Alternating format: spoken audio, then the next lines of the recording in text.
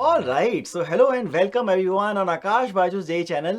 This is गौरव तिवारी और बच्चों आज के सेशन में मैं आपको बताऊंगा कि वो 7 चीजें क्या हैं जो आपको बिल्कुल अवॉइड करनी है अगर आपके पास जेई की प्रिपरेशन के लिए केवल 1 साल है।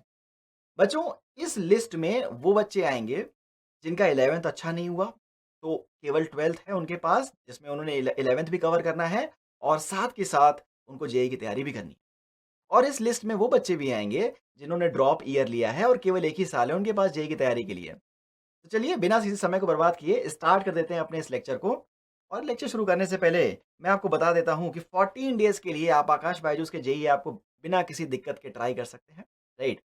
इस ऐप में आपको previous year question paper, mock test paper और बहुत ही ऑथेंटिकली क्रिएटेड वीडियोज़ मिल जाएँगे जो आपकी प्रिपरेशन को डेफिनिटली इम्प्रूव कर सकते हैं। चलिए, let us move on and talk about today's video. And before we do that, definitely support this channel by liking this video and subscribing to this channel अगर ये आप में वैल्यू एडिशन कर रहा है। तो चलिए 7 चीज़ों के बारे में बात करते हैं। सबसे पहले मैं आपको पहली चीज़ बताता हूँ कि आपको सबसे पहली चीज़ क्या अवॉइड करनी चाहिए। तो पहली चीज़ है बीइंग इनकंसिस्टेंट। बहुत सारे बच्चे जो तैयारी करते हैं वो हाईली मोटिवेटेड होते हैं शुरुआत में और शुरुआत में कुछ बड़ा गोल ले लेते हैं, है ना?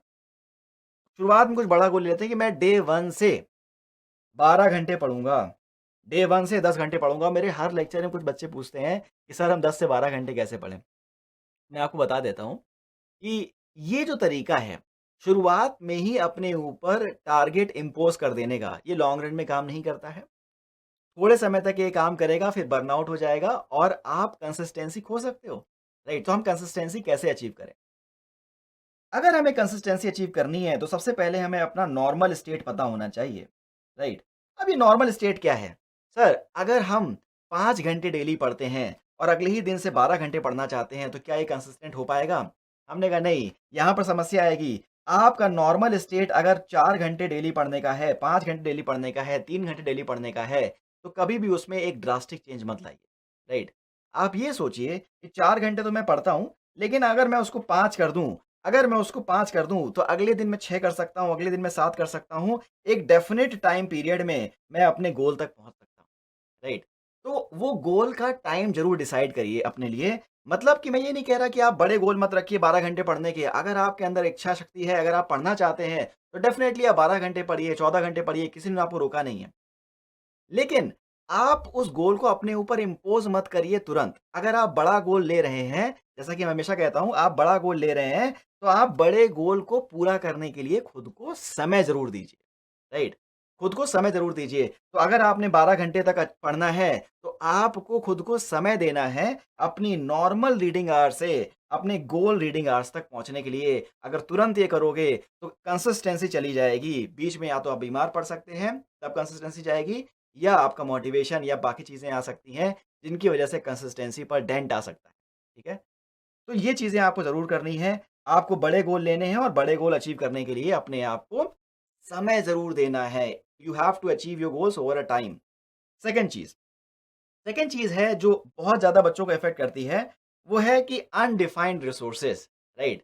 अच्छा, काफ़ी सारे बच्चे जिनका 11th बेकार हो गया है या जिनके पास केवल 1 ही साल है प्रिपेयर करने के लिए, उनके अंदर ये माइंडसेट ज़रूर होता है कि टाइम है मेरे पास and we can do anything. लेकिन बेटा ये एक मिथ है, सब कुछ नहीं किया जा सकता। कुछ डेफ़िनिट चीज़ें, कुछ डिफाइंड चीज़ें ही की जा सकती हैं। फॉर एग्ज़ाम्पल अगर आपके आपके पास इनफ़ाइनाइट टाइम होता, राइट? तो आप इनफ़ाइनाइट रिसोर्सेज़ से पढ़ सकते थे, आपके अंदर पढ़ने की लगन है, आप पढ़ सकते। लेकिन क्या मैं कह सकता हूँ कि number of days are defined. अगर मैं आपसे कहूँ बेटा दौड़ जाओ और नंबर ऑफ डेज़ अगर डिफाइंड है, आप भले ही कितना तेज़ दौड़ते हो, लेकिन जो टोटल लेंथ आप दौड़ोगे, क्या वो फिक्स वैल्यू होगी? अगर आप धीरे दौड़ते हो, थोड़ी-सी कम होगी, थोड़ा तेज़ दौड़ते हो, थोड़ी-सी ज़्यादा होगी, लेकिन इवेंचुअली वो एक फिक्स नंबर होगा। सिमिलरली अगर हम दिन में कम न्यूमेरिकल सॉल्व करते हैं, तो पूरे साल में हम थोड़े से कम न्यूमेरिकल सॉल्व कर पाएँगे, थोड़े ज़्यादा अगर सॉल्व करते हैं, तो पूरे साल में ज़्यादा सॉल्व कर लेंगे, है ना? तो हमें क्या करना है अपने लिए, अगर हम अपने रिसोर्सेज़ को अनडिफाइंड रखेंगे कि आज हम यहाँ से पढ़ रहे हैं, कल हमको यहाँ की शीट मिल गई, कल हमको ये बुक पता चल गई, तो भैया हम उसको बार-बार रिवाइज़ नहीं कर पाएँगे, है ना? और इसका लॉस जो होता है, वो लॉस बच्चे नहीं बियर कर सकते। तो मैं आपसे ये कह रहा हूँ कि अपने रिसोर्सेज़ को कभी अनडिफाइंड मत रखना, अपने रिसोर्सेज़ को ज़रूर और ज़रूर डिफाइन करना अपने लिए। कि मैं ये पढ़ूँगा, इसके अलावा मैं कुछ और नहीं पढ़ूँगा, मैं इसी को रिवाइज़ करूँगा, इसके अलावा मैं किसी और चीज़ को रिवाइज़ नहीं करूँगा, उसके बाद मैं प्रीवियस ईयर क्वेश्चन में पहुँच जाऊँगा, राइट? तो सबसे पहले आपको ये करना है कि अपने लिए एक रेफ़रेंस मटीरियल और एक प्रैक्टिस मटीरियल डिफाइन करना है। रेफ़रेंस मटीरियल क्या हो सकता है? रेफ़रेंस मटीरियल आपके क्लास नोट्स हो सकते हैं, और प्रैक्टिस मटीरियल क्या हो सकता है? प्रैक्टिस मटीरियल आपको अपनी क्लास से मिलने वाली डीपीपीज़ हो सकती हैं और अगर आप चाहो तो किसी अच्छी बुक की एक्सरसाइज़ ज़रूर लगा सकते हो। किसी अच्छी बुक की एक्सरसाइज़ ज़रूर लगा सकते हो और अगर आपने 2 चीज़ें डिफाइन कर ली कि आपका रेफ़रेंस मटीरियल क्या होगा जहाँ से आपके कॉन्सेप्ट बन रहे हैं और प्रैक्टिस मटीरियल क्या होगा जहाँ से आपकी प्रैक्टिस हो रही है प्रॉब्लम सॉल्विंग की। अगर ये 2 चीज़ें डिफाइन हो गई, तो बेटा आप ये पाओगे कि आप कम समय में ज़्यादा चीज़ें रिटेन रख पा रहे हो अपने दिमाग में, समझ पा रहे हो और कॉन्फिडेंस आपका जल्दी-जल्दी बढ़ेगा। शुरुआत में सबका ही कम होता है, फिर धीरे-धीरे सबका बढ़ता है, लेकिन जिनके दिमाग में ये चीज़ें डिफाइंड होती हैं, उनका रेट ऑफ कॉन्फिडेंस जल्दी-जल्दी बढ़ता है। उनका कॉन्फिडेंस जल्दी बढ़ता है एज़ कम्पेयर टू दोज़ जो 50 चीज़ें उनसे पढ़ने की कोशिश करते हैं। ठीक है? अच्छा, इसके बाद आपको बस पीवाईक्यूज़ ऐड कर देने हैं और बस, ये आपकी प्रिपरेशन का पूरा सोर्स हो जाएगा, ठीक है? इससे ज़्यादा हमें नहीं जाना है। फिर हमें इसी को रिवाइज़ करना है, जैसा मैंने आपको रिवीजन स्ट्रैटेजी में बताया है, ठीक है? चलिए, आगे बढ़ते हैं। तीसरी चीज़ क्या कर सकते हैं हम? तीसरी चीज़ जो अब बहुत सारे बच्चे करते हैं, बहुत सारे बच्चों को इससे प्रॉब्लम आती है, वो ये है कंपेयरिंग स्टडी मटीरियल। भैया, ये बात मैंने अपने बहुत सारे सेशंस में बोली हुई है कि कभी भी आप ये मत करिए, आप किसी भी अच्छी जगह पढ़ते हैं, उस जगह का जब स्टडी मटीरियल बनाया जाता है, तो उस पे प्रॉपर रिसर्च होती है। बहुत सारी बेसिक बुक से लेकर के वो स्टडी मटीरियल बनता है, राइट? तो स्टडी मटीरियल में किसी के स्टडी मटीरियल में 2-4 क्वेश्चन अलग हो सकते हैं, अच्छे हो सकते हैं, हो सकता है आप वाले से। लेकिन इससे उसका मटीरियल बेस्ट नहीं हो जाता। फिर समझिए, अगर किसी के मटीरियल में 2 क्वेश्चन डिफरेंट हैं, इससे उसका मटीरियल बेस्ट नहीं हो जाता। अगर किसी के मटीरियल के 4-5 क्वेश्चन आपसे नहीं बन रहे हैं, इसका मतलब उसका मटीरियल बेटर नहीं हो जाता, ठीक है? आपको दिमाग में ये रखना है कि जो भी एक स्पेसिफिक मटीरियल आपने डिसाइड कर लिया है, that is the sufficient, right? That is just sufficient और आपको क्या करना है, अपने डिफाइंड रिसोर्सेज़ को क्रॉस नहीं करना। उसके 3-4 सवाल नहीं निकले, दूसरी कोचिंग के 4 सवाल नहीं निकले, राइट? हमें बिल्कुल भूल जाना है कि हाँ, होंगे कोई 4 सवाल क्योंकि मेरा पाथ डिफाइंड है, मेरे नंबर ऑफ डेज़ डिफाइंड है और उन नंबर ऑफ डेज़ में जो मैं कर सकता हूँ, वो भी डिफाइंड है, ठीक है? तो मेरे हिसाब से पॉइंट नंबर 3 भी क्लियर हो गया होगा। हमें कभी भी स्टडी मटीरियल को कंपेयर नहीं करना है, ये एक बहुत ऑब्वियस बात लग रही है लेकिन बच्चे बहुत ज़्यादा ये करते हैं, 4-5 मटीरियल खोल के बैठ जाते हैं, है ना? हैविंग नो रिविजन प्लान, तो भैया इसके लिए मैंने आपको एक वीडियो बनाकर ऑलरेडी दिया है कि what is the best revision strategy, लेकिन एक रिविजन प्लान हो न का ना होना क्या करेगा ये? आपकी जेब में छेद क्रिएट कर देगा। आप कमा कर लाते हो, जेब में रखते हो लेकिन पैसा खोदा जाता है, राइट? तो हैविंग नो रिविजन प्लान मतलब हम जो भी नॉलेज आज गेन कर रहे हैं मेहनत के साथ, वो दिमाग से डेफिनिटली बाहर जानी है। हमें ये बचाना है, हमें नॉलेज का लीकेज बचाना है, राइट? हमें नॉलेज का लीकेज बचाना है और ये हम कैसे कर पाएँगे बच्चों? हम नॉलेज के लीकेज को कैसे बचा पाएँगे? हम नॉलेज के लीकेज को केवल तभी बचा सकते हैं जब हम बार-बार रिवाइज़ करेंगे, ठीक है? और रिवीजन स्ट्रैटेजी इसीलिए मैं कहता हूँ जब रिसोर्स डिफाइन होंगे तभी रिवीजन डिफाइन होगा। अगर रिसोर्स 50 जगह से हो रहे हैं, अगर 50 जगह से रहे हो तो दिमाग करेगा क्या? रिवाइज़ करोगे कहाँ से? ठीक है? तो शॉर्ट नोट्स के बारे में और रिवीजन स्ट्रैटेजी के बारे में मैं डिटेल में बोल चुका हूँ, तो उसके लिए मैं ज़्यादा समय नहीं लूँगा इस पॉइंट पे।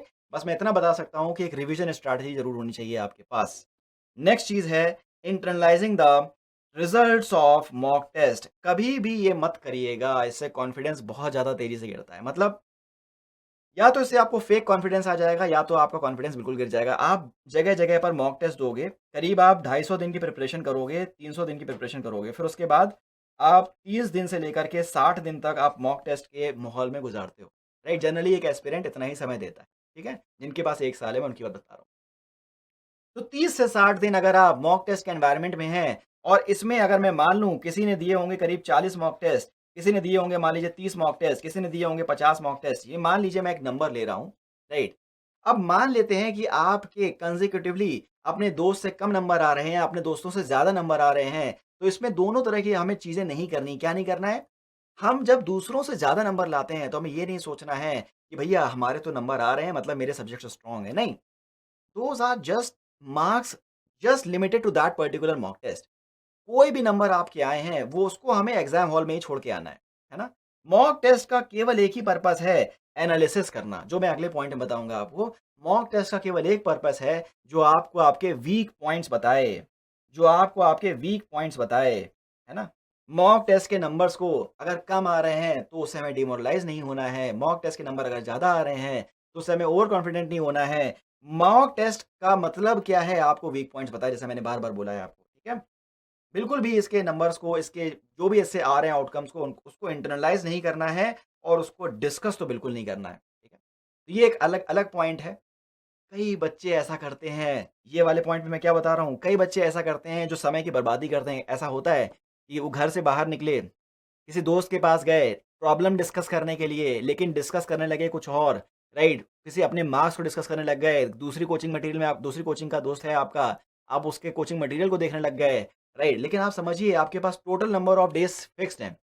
टोटल नंबर ऑफ डेज़ अगर फिक्स्ड हैं, तो आप इन सब चीज़ों में समय अपना बर्बाद नहीं कर सकते, बिल्कुल बर्बाद नहीं कर सकते इन सब चीज़ों में अपना समय। तो मैं आपसे क्या बोलूँगा, मैं आपको इतनी ही राय दे सकता हूँ इस पर्टिकुलर कॉन्सेप्ट पे कि डिस्कशंस में इन्वॉल्व मत होइए, ठीक है? किसी भी तरह के डिस्कशन में इन्वॉल्व नहीं मत होना है आपको। जैसे कि किसी के कितने नंबर आ रहे हैं मॉक टेस्ट में, इससे आपको कोई फ़र्क नहीं पड़ना चाहिए, है ना? कोई कौन-कौन सी 50 किताबें लगा रहा है, इससे आपको फ़र्क नहीं पड़ना चाहिए। किसी का सब्जेक्ट आपसे कितना ज़्यादा स्ट्रॉन्ग है, इससे आपको फ़र्क नहीं पड़ना चाहिए। क्यों? क्योंकि आपके रिसोर्सेज़ डिफाइंड हैं, जो आपने पहले किए हुए हैं।